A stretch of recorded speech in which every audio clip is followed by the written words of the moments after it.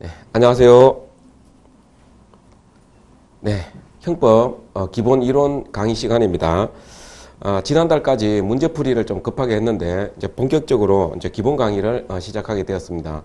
자, 먼저 이번 강의의 어떤 목표랄지 그 대상에 관해서 그리고 그 강의 내용이 어떤 식으로 진행이 되는지에 대해서 조금 말씀을 드리고 강의 시작하도록 하겠습니다. 자, 일단 이 강의는요 한 2달 정도 진행이 되는데 대상을 그 형법 처음 공부하시는 분 있죠. 네, 그런 분을 대상으로 해서 진행을 하려고 합니다. 그래서 초보이신 분요. 자, 초보 대상으로 시작을 합니다. 근데 이 초보는 근데 이제 이 두 종류로 또 볼 수가 있거든요. 자, 우리 형법을 진짜 처음 하시는 분, 뭐, 그것만 우리가 생각할 게 아니라, 혹시 과거에 이 민법 같은 이런 법 과목, 혹시 한번 그 접해 본 적이 있는지, 거기에 따라서도 많이 차이가 나거든요. 그래서 다른 뭐 헌법이라든지 민법 이런 공부해 보신 분이 이제 형법을 처음 하는 이런 초보가 있고, 완전히, 그러니까 법 과목은 형법이 처음이신 그런 분들도 있단 말이에요. 근데 제가 일단 강의 진행하는 것은, 전혀 지금까지 막 이런 걸 전혀 공부한 적이 없고 형법만 처음 시작한다는 분들의 눈높이에 맞춰 가지고 강의를 진행하도록 하겠습니다. 그러다 보니까 내용은 굉장히 쉬우면서 어떻게 보면은 좀 수준이 낮을 수도 있는데 결코 수준 낮은 건 아닙니다. 근데 다만 제가 설명하는 방식에 있어서 바로 설명할 거를 이제 이렇게 둘러서 설명하는 경우가 있기 때문에 시간이 조금 드는 그런 부분입니다. 그래서 제가 뭐 첫 시간이지만 말씀드리고 싶은 것은 형법을 공부하실 때는요, 일단 그 설명을 끝까지 뭐 이렇게 뭐 동영상으로 이제 시작을 하게 됐다면 끝까지 좀 이렇게 완강하시는 게 좀 도움이 되실 거라고 제가 그렇게 생각을 합니다. 맨 처음에 설명할 때는요, 이해 차원에서 좀 쉬운 표현을 쓰다 보니까 정확한 설명이 안 될 수도 있어요. 정확한 설명이 안 될 수도 있습니다. 예를 들어서 폭행 같은 거 이런 많이 들어보셨죠? 폭행. 자, 폭행 이런 거 이제 설명을 해야 되는데, 이제 처음 공부하시는 분들한테 예를 들어서 뭐 주먹으로 때리는 게 폭행이다. 이렇게 이야기를 할 수가 있어요. 주먹으로, 예를 들어 뭐 주먹으로 때리는 거. 그래서 이런 식으로 이제 설명할 수 있단 말이에요. 주먹으로 때리면 이거는 뭐 폭행이 된다. 이렇게 이해할 수 있는데, 근데 우리가 형법적인 어떤 개념 정의를 할 때는요, 주먹으로 사람을 가격하는 것이 폭행이 되지만, 폭행의 개념 정의를 이렇게 하면 안 돼요.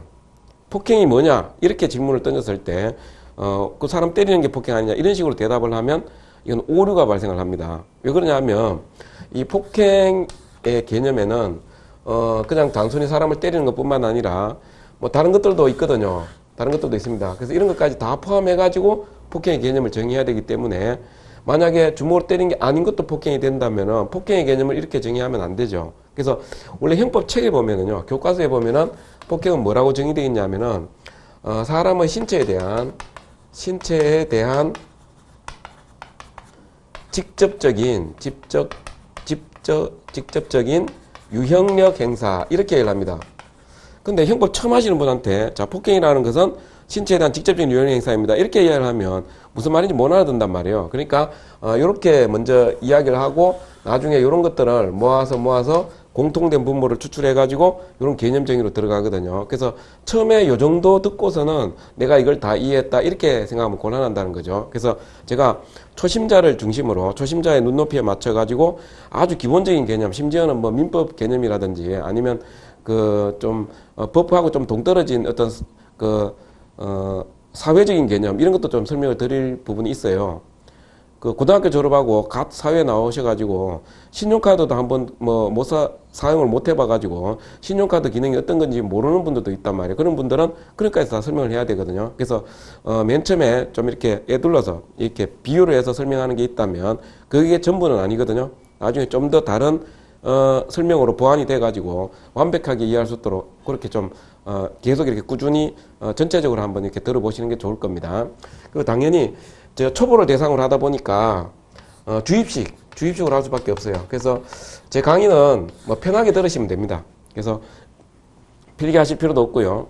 뭐 중요한 거는 제 자료로 다 드리고 계속 반복을 합니다. 제가 오늘 이야기했던 거를 그 다음 날도 이야기하고 계속 이야기를 하니까 반복해서 듣다 보니까 그러다 이제 나중에 한 2달 정도 지나고 나면 계속해서 중요한 거는 반복돼서 자연히 자기 개념이 됩니다.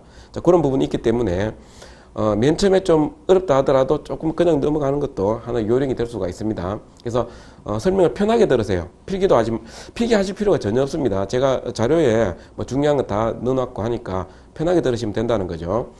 그리고 제가 이제 강의 목표는요, 이걸 제가 목표로 합니다. 자, 범죄, 성립 요건이죠. 자, 성립 요건의 정확한 이해입니다. 이건 우리가 그 형법을 어떻게 할 것인가, 이거와도 좀 관련되어 있는 이야기입니다. 제가 조금 전에 점심시간에요, 뉴스를 보니까 어떤 그 어머니가 나이 20대의 어머니예요. 나이 19살밖에 안 됐던데, 자기 남편이 뭐 집을 나가가지고 안 돌아온다고 열받아가지고 자기 남편한테 문자를 보낸 거예요. 빨리 집으로 안 돌아오면 아이를 죽여버리겠다. 이렇게 협박을 한 거예요. 그래서 그래도 남편이 영 소식이 없으니까 이불로 아이를 뒤집어 씌워가지고요. 생후 6개월 된 아이가 이제 질식사해버린 거죠. 자, 이런 뉴스가 있었어요. 좀 전에 제가 강의 시작하기 전에 본 겁니다. 자, 이런 경우에 이제, 우리부터 살인죄가 문제되잖아요. 살인죄. 이 살인죄라는 범죄가 있단 말이에요. 그럼 방금 제가 예를 들었던 그 어린아이를 뭐 이불로 뒤집어 씌워가지고 살해를 했다 이러면, 자, 이런 사실관계가 있죠. 이런 사실이 있다고 했을 때, 이게 살인죄가 성립된다는 점은 초등학생들도 다 아는 내용이죠. 사람을 죽였을 때 살인죄가 된다는 건 이건 초등학생들도 알 수 있는 내용이에요. 근데 자, 이런 사실관계를 제가 1이라고 하겠습니다. 1. 자, 이렇게 이불로 뒤집으셔가지고 살해를 했다 이런 거예요. 그럼 두 번째, 뭐 우리가 흔히 이제 예를 드는 살인죄 케이스가 있죠. 갑이란 사람이 요 한자입니다. 갑. 요 이제 주로 행위자, 범죄 행위자를 이제 갑, 을, 병 뭐 이런 식으로 표현할 수가 있어요. 갑이란 사람이 자, A를 총으로 쏴가지고 살해를 했습니다. 총으로 쏴가지고 죽였다. 이것도 살인죄죠. 이것도 살인죄입니다. 이거 두 번째에. 자, 세 번째.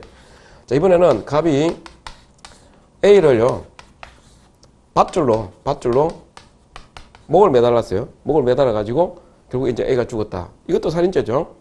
자, 지금 이제 1번, 2번, 3번 이렇게 있는데, 자, 이거 살인죄라는 거 모르는 사람 아마 없을 거예요. 자, 이거 모르는 사람 없을 겁니다. 근데 이렇게 쉽게 살인죄라고 우리가 판단할 수 있는 이유가 뭐예요? 자, 이거 살인죄가 뭔지 아니까 그런 거예요. 살인죄라는 이 범죄는 사람을 살해하면 성립하는 범죄다. 우리가 이 범죄의 내용을, 이 범죄의 성립 요건을 알고 있기 때문에요. 어떤 사실관계가 나와도 우리가 척 보면 아, 이거 살인죄라는 걸 알 수 있는 겁니다. 자, 그런데 만약에 어떤 사람이요, 형법 공부하는데 이거를 자, 총으로 쏴가지고 죽였으면 살인죄 이렇게 해가지고요, 총은 살인죄다, 예? 총을 쏘면 살인죄다, 이렇게 외우고 있는 사람이 있다고 칩시다. 총을 쏘면 살인이다 이렇게 외우는 사람 있다고 이제 가정을 해보는 거예요.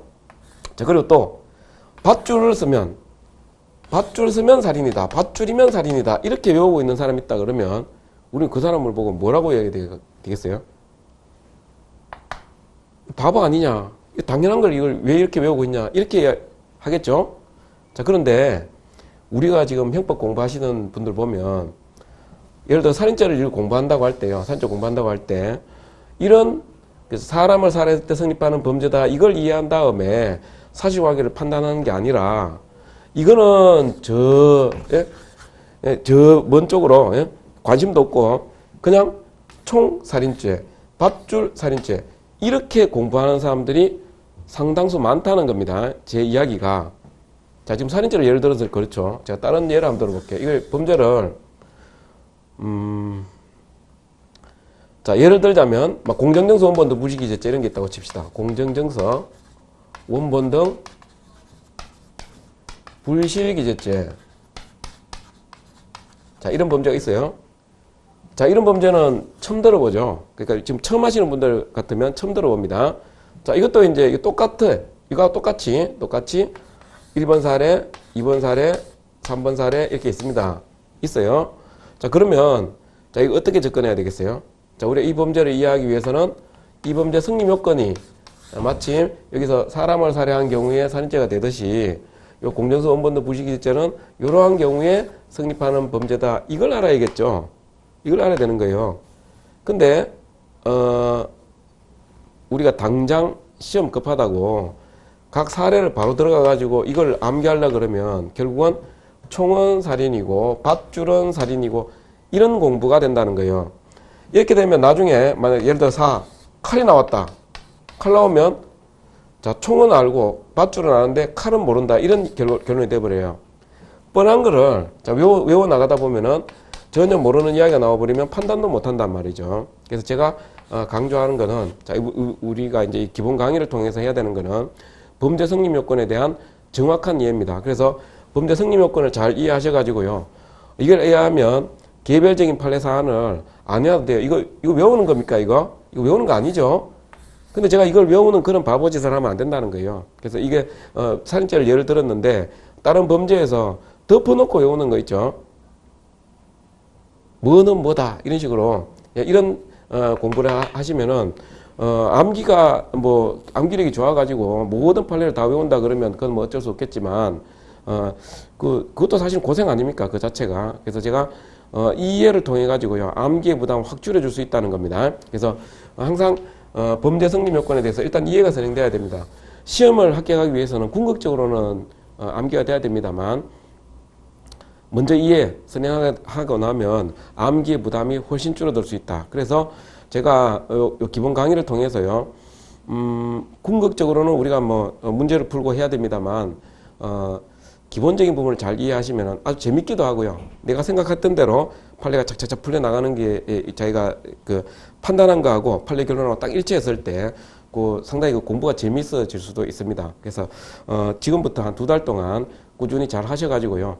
처음에는 제가 이런 둘러서 설명하는 이런 부분이 있을 겁니다만 차츰차츰 제가 수준을 높여가지고요. 나중에 막 끝날 때쯤 되면은 기본 강의만 가지고도 바로 문제집에 들어갈 수 있을 정도 수준으로 될 수 있게끔 그렇게 할 테니까 잘 꾸준히 이렇게 하시기 바랍니다. 자, 그러면 이 정도로 하고요. 그러면 강의 시작하도록 하겠습니다.